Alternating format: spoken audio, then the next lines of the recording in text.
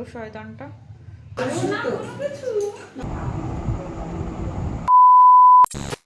High friends, good morning everyone, welcome back to my channel fusion of blog থেকে আমি রায়া। আশা করি তোমরা সবাই ভালো আছে আর আমিও ভালো আছি। আজকে সকাল সকাল একটা ব্লগে ওয়েলকাম। না, সকাল কিন্তু অনেক আগেই হয়ে গেছে। আমার সকালটা শুরু হয় 11টা 10টা এইটার থেকে। তো এখন অলমোস্ট বাজে হচ্ছে 11টা। ঘুম থেকে অনেক আগেই উঠে গেছিলাম। বেড টেড এখনও কিচ্ছু গোছানো নিয়ে দেখো। আর ঠিক প্রতিদিনের মতনই ফ্রেশ হওয়া কমপ্লিট হয়ে গেছে আজকে। তো প্রতিদিন যেমন এই সময়টা বলি না যে একদম কালো করে আসে, বৃষ্টিটা হবেই, আজকেও সেম। দেখ আকাশের অবস্থা দেখেছো, পুরো আকাশে মেঘ ভর্তি। আজকে তোমাদের আকাশটা যদিও একটু অন্য জায়গার থেকে দেখাচ্ছি, কিন্তু দেখো মেঘ পুরো ভর্তি, মনে হচ্ছে এক্ষুনি ঝমঝম করে বৃষ্টি নামবে। যাই হোক, তোমাদেরকে একটাই কথা বলা, যারা পুরনো ফ্রেন্ডস আছো তারা প্লিজ আমাকে একটু সাপোর্ট করো। আর যারা নতুন ফ্রেন্ডস আছে তারা যারা এখনও পর্যন্ত চ্যানেলটাকে সাবস্ক্রাইব করোনি, তাদের কাছে রিকোয়েস্ট, প্লিজ প্লিজ প্লিজ চ্যানেলটাকে সাবস্ক্রাইব করে দিই। তো চলো বাকি কাজগুলো শুরু তো করি। দেখো এদিকে মা স্নান টান করে গোপলুকে স্নান টান করানো কমপ্লিট হয়ে গেল, আর আমি নাকি এখন ঘুম থেকে উঠেছি। কোন সকালে ঘুম থেকে উঠে যায়, ঘুম থেকে উঠে সেজে গুজে এক প্রকার ব্রেকফাস্ট করা কমপ্লিট, আর আমি নাকি ঘুম থেকে উঠে এখনো ফ্রেশ হতে পারলাম না ঠিকঠাক ভাবে, আর ব্রেকফাস্ট তো দূরের কথা। এদিকে আমার গোপলু এখন স্নান টান করে যাবে লাঞ্চ করতে। ভাবো তাহলে কি অবস্থা আমার। কি আর করা যাবে, ও জানে ওর দিদি একটু এরকম পাগল টাইপসের। আমার গোপলাকে দেখো, ও রেডি টেডি হয়ে বসে আছে। গুড মর্নিং বলে দাও গোপলা সবাইকে। হাসি হাসি স্মাইলি স্মাইলি মুখে সেজে গুজে বসে গেছে। দেখো আমাদের ফুল টুল উপরে যাওয়ার মা সমস্ত রেডি করে রেখেছে। দেখো নিজের গাছের ফুল দিয়ে পুজো দিতে ভালোই লাগে, নাই না?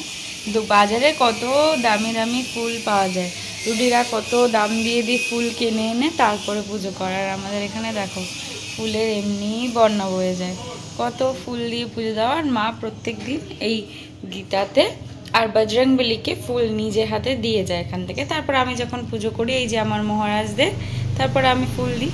আর দেখো ফুলগুলো একদম ফ্রেশ ফ্রেশ, ধুত্রা ফুল, তারপর এটা মনে হয় গন্ধরাজ ফুল, তারপর ওইটা দেখো কেমন একটা অদ্ভুত কালারের ধুত্রা, তারপরে জবা, মানে কত ফুল দেখেছো।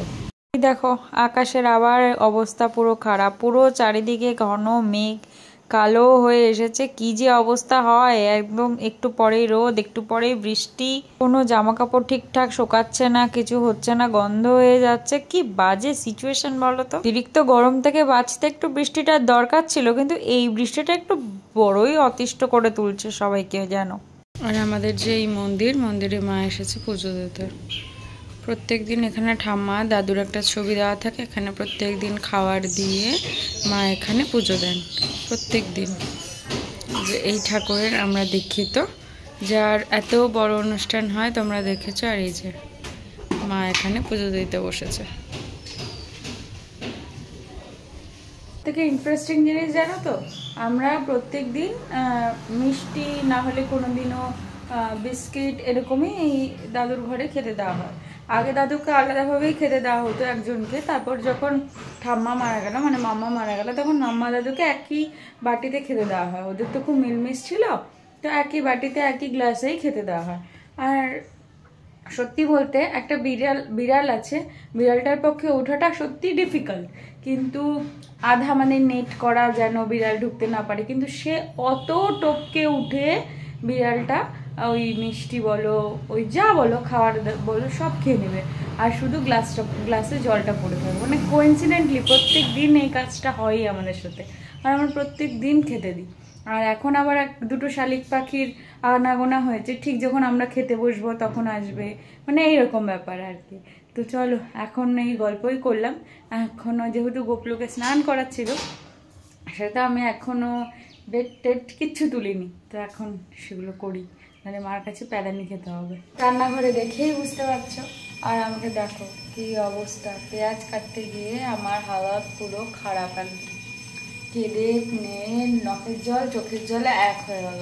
এদিকে আজকে একটা ব্যাপার হয়েছে যে মা বলেছে যে আজকে পেঁয়াজের ডাল বানাতে, তো পেঁয়াজটা কাটতে গেলে না আমার এই সেম সিচুয়েশন হয়ে যায়।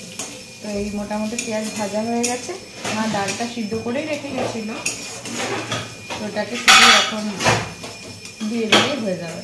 আজকে আমাদের কাকি আবার সকালে আসেনি, আবার কাকিকে না দেখে আমি আবার ভয় পেয়ে গেছিলাম, ভাবলাম যে হয়ে গেল আজকে মনে হয় কাকি আসেনি।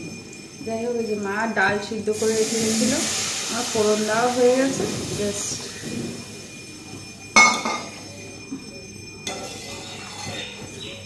ডালটাকে বসিয়ে দেওয়া আর কি। আর আমার অবস্থা চোখ মুখ নাক দিয়ে জল পড়ে একদম একাকার অবস্থা। আর এই সময়টা প্রত্যেক দিন এক ফসলা বৃষ্টি হবে আর বাজে গরম লাগবে, প্রতিদিন একই ঘটনা, একই জিনিসপত্র, আর কিছু বলার নেই। আজকে আমাদের না খুব সিম্পল শর্টকাট খাওয়া, সেটা হচ্ছে মা বাবাকে মাছ আনতে বলেছে, রুই মাছ আনতে বলেছে। রুই মাছের দেখাচ্ছিল,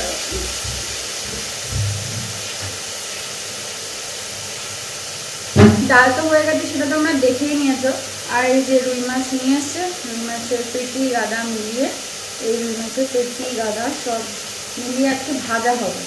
আজকে আর মানে রান্নাবান্না, মাছের ঝোল টোল কিছু হবে না, আমাদের রোজ রোজ মাছের ঝোল টোল ভালো লাগে না।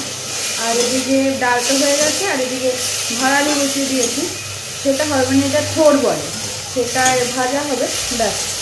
আর ডাল, ঝোল আর মাছ ভাজা, এটা হচ্ছে আমাদের আজকে দুপুরের সিম্পল শর্টকাট মেনু।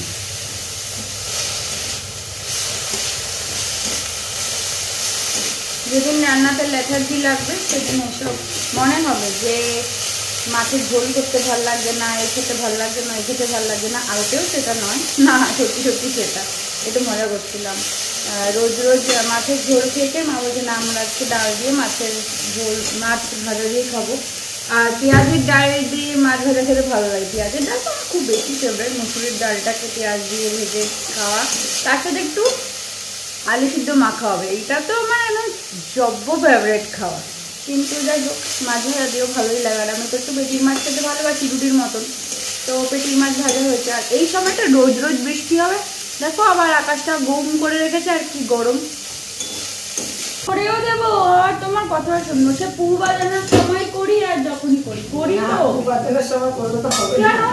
তো আমার করা নিয়ে কথা, তোমার রান্নাটা করে আমি হেল্প করে না, ওরকম কোনো ব্যাপার নেই, ওরকম কোনো না। রান্না করতে আমার ভালো লাগে, আমি রান্না বাড়িতে যাতে আমি করি, সেটা তোমার পু বাজানোর সোনার উপর ডিপেন্ড করে আমি রান্না করি না, তুমি বাজে কথা। আগের দিন কিন্তু আমার পায়ে লেগেছে, সত্য বাড়িতে গেল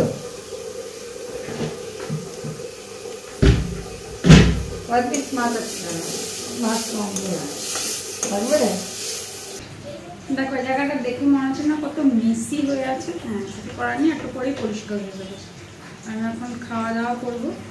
আজকে আমার বাবা দই আনেনি, তাই জন্য আমার ওটস খাওয়া হবে না, তাই জন্য মায়ের ডিম রুটি ফুটি সব বানিয়ে রেখে গেছে। রুটিটার তো অবস্থা পুরোই খারাপ, কিন্তু কিছু করার নেই, সেটাই খেতে হবে। না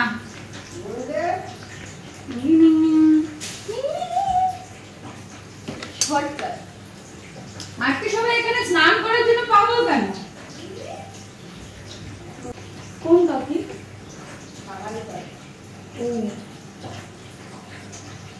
গন্ধ নেই তো, একটু গন্ধ নেই। মাসিমণির বাড়ির লেবুগুলো তো আরো বেশি গন্ধ ছিল, হেভি গন্ধ, একদম গান ছাকড়া করে লেবু দেখেছি না মানে খুব বেশি। আর এই যে আজকে এই যে জবা ফুল, এই জবা ফুল দিয়ে আজকে আবার মাথার তেল রান্না হয়ে বলছি, তৈরি হবে তেল, বা যে সেরামটা আমরা ইউজ করি সেটা তৈরি হবে। ও মা, কারি পাতা কি করে আনবো? বৃষ্টি হয়েছে ওর মধ্যে দিয়ে না, তারপরে ওখানে সাপ টাপ থাকবে, বাবা রে থাকবে সাপ। হ্যাঁ, এখনো আছে, বের করতে জানতে হয়। আমাদের রান্না বান্না কমপ্লিট হয়ে গেছে, কাকির ঘরটার মশাও কমপ্লিট হয়ে গেছে, তাই কাকিকে বলছে যে কড়াই মেরে দিয়ে যেতে। আর আমি এখন বসে বসে এখানে একটু খাবো।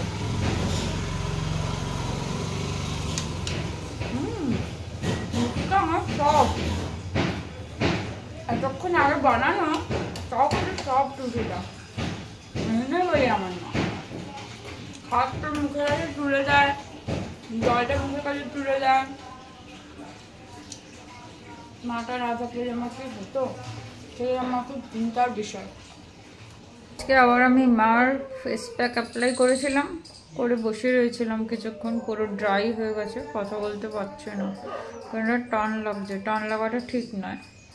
আর আমাদের বাইরের ওয়েদারটা দেখলে বুঝতেই পারছো, বাইরের ওয়েদারটা পুরো এখনও স্টফি হয়ে আছে। আর এখন বৃষ্টি নামবে নামবে মনে হচ্ছে, এখন বুঝতে পারছি না। আর আমার কথা বলার স্টাইলটাও পুরো চেঞ্জ হয়ে গেছে, কারণ এর থেকে জোরে আমি কথা বলতে পারছি না। এখন যেমন স্নান করতে এটা পুরো ড্রাই হয়ে গেছে। আর রুডিকে ফোন করে ভিডিও কল করছিলাম, ওরও শয়তানটা আমাকে হাসাচ্ছিল জানো তো, কারণ হাসালে ও শয়তানটা আমাকে হাসাচ্ছিল, কারণ হাসালে তো জানোই ইসে হবে, তাই জন্য হাসাচ্ছিল। এত শয়তান ছেলে ও। যাই হোক, পুরোটা আমার শুকিয়ে গেছে, এখন আমি ওটা ধুতে যাবো। আজকে আমাদের সিম্পল সোবার খাবার, যে এখানে রয়েছে ভাত, তার সাথে যেটা কি মা ভাড়ালি, যেটা আমি রান্না করছিলাম এখন ভুলে গেছি। আর এখানে যে মাছ ভাজা, দুটো মাছ কেন, আর এই যে মাসিমণির গাছে লেবু, আর হচ্ছে এই আমার দুধ, যেটা আমার খাওয়ার পাতে সবসময় থাকবেই। যে আজকে আমাদের নর্মাল খাওয়ার, এই নর্মাল ডাল আছে, পেঁয়াজের ডাল। এটা হওয়ার কারণ আছে, কি কারণ আজকে আমাদের এত নর্মাল খাবার সেটা এখন বলবো না, সেটা তোমরা একটু সাসপেন্স থাক, সেটা তোমরা জানতে পারো। যেটা বলার ছিল, আজকে হঠাৎই ঠিক হলো, বাবা সকালবেলা বললো যে আমার যে বার্থডে ট্রিটটা ছিল, সেটা তো বার্থডেটা তো রাজদিদির বাড়ি হয়েছে, এবার প্রত্যেক সময় এখানে হয়, আর হয় বলতে কি ছোট্টখাটো কেক কাটিং হয় আর খাওয়া দাওয়া হয়, বিরিয়ানি এনে সবাইকে খাওয়ানো হয়। তো সেটা এবছর আর হয়নি। তো বাবা বললো ঠিক আছে চলো, যে আজকেই করি। বার্থডে গিফট নিয়ে নিয়েছি সবার থেকে, সব করে নিয়েছি, কিন্তু বার্থডে খাওয়াটা খাওয়াইনি। সেইটাই আজকে এখন বিরিয়ানি আনতে যাচ্ছি সবার জন্য। আর রাস্তায় বেরিয়ে ভিডিও করতে পারবো না, যেহেতু একা যাচ্ছে, আর রাস্তায় বৃষ্টিতে পুরো কাদায় অবস্থা খারাপ, জানোই আমাদের রাস্তার কি অবস্থা। একবারে বাড়ি এসে তারপরে আবার ভিডিও করবো। তো টাটা, সেটা বলার জন্যই ভাবলাম এটা আমাদের সাথে তো শেয়ার করতে হবে। হঠাৎ করে কেন বিরিয়ানি, হঠাৎ করে, এমনিও হঠাৎ করেই আমার যখন তখন বিরিয়ানি আসে, কিন্তু অনেকদিন থেকেই বিরিয়ানি ক্রেভিং হচ্ছিল, কিন্তু খেতে পারছিলাম না, যেহেতু এটা হবেই। তো আমরা ঠিক করে রেখেছিলাম সানডেতে এটা হবে, তো সেজন্য আজকের এই জন্যই খাওয়া দাওয়াটা এত কম দুপুরবেলা। তো আমরা সমাজের সাথে সেটা রিভিল করবো না, তাই হঠাৎ করেই আজকে বিরিয়ানি। সেই কবে বার্থডে, এখনও পোস্ট বার্থডে সেলিব্রেশন হয়ে যাচ্ছে, ভাবো। তো চলো বিরিয়ানিটা নিয়ে আসি, কারণ এরপরে গেলে আর পাবো না। এই আমি এখন পুরোপুরি বিরিয়ানির হাঁড়ির সামনে, আর এখন আমার বিরিয়ানিটাই কাটা হচ্ছে, যে আমরা এতগুলো প্যাকেট নেব। সব থেকে আমার ভালো লাগে বিরিয়ানির দোকানে এসে এই বিরিয়ানি কাটাটা দেখতে, এত সুন্দর ওরা প্রসিডিওরে কাটে, এটা আমার খুব বেশি ভালো লাগে। আমি সব জায়গায় গিয়ে এই বিরিয়ানি কাটাটা সামনে থেকে দেখি, আর অবভিয়াসলি ওদের ইনস্ট্রাকশন দিচ্ছিলাম যেন ঠিকঠাক পিসেস দেয় মাংসের। হচ্ছে আমাদের বিরিয়ানি চলে এসেছে। সবাই হাজির থেকে প্রেফার করে বিরিয়ানি, আমাদের এখানে যে আছে, তাই সবার জন্য হাজির থেকে বিরিয়ানি আনা হয়েছে। আর আমাদের জন্য আমরা যে দেখেছিলাম যেখান থেকে বিরিয়ানি আনা, সেখান থেকে নিয়ে এসেছি। দেখো তো বিরিয়ানি নিয়ে চলে আসছে, আর আমার অবস্থা দেখো, ঘেমে নিয়ে একদম একাকার। এত বৃষ্টি হচ্ছে, এত কিছু হচ্ছে, গরম কমছে না। বিরিয়ানির হাঁড়ি থেকে বিরিয়ানি কাটছে, আর আমার অবস্থা দেখো না। আমি তখন মনে আমি একা যে এরকম থরথর করে ঘামছি, কি অবস্থা আমার। আমি শুধু ভাবি কি যে আমার হবে, কেউ অত ঘামছে না, আমারই শুধু এত ঘামা। দেখো মুখ দেখে দেখো অবস্থা, মানে বিরিয়ানি আনতে গিয়ে মানে আমার নাজেহাল অবস্থা হয়ে গেল। আর সব থেকে বড় কথা হচ্ছে, আমাদের বাড়িতে এখন গাড়ি ঢোকানোটা আরও ডিফিকাল্ট হয়ে গেছে। কাকার যে ঘর হচ্ছে, সেখানে ওই ভাড়া বাঁধে না উপরটা, মানে ওই যে ওটা হওয়ার জন্য কি যেন বলে, মানে ঢালাই হওয়ার জন্য, সেটা রেডি হয়েছে। আর গাড়ি না ঢোকানো যাচ্ছে না বের করা যাচ্ছে, একটু প্রবলেমই হচ্ছে। এবার কোনো রকম এরম করে গাড়িটাকে বের করে ঢুকিয়েছি, যদিও আমি চালিয়ে নয়, হেঁটে। মা হেল্প করেছে একটু, নাহলে সম্ভবই হতো না।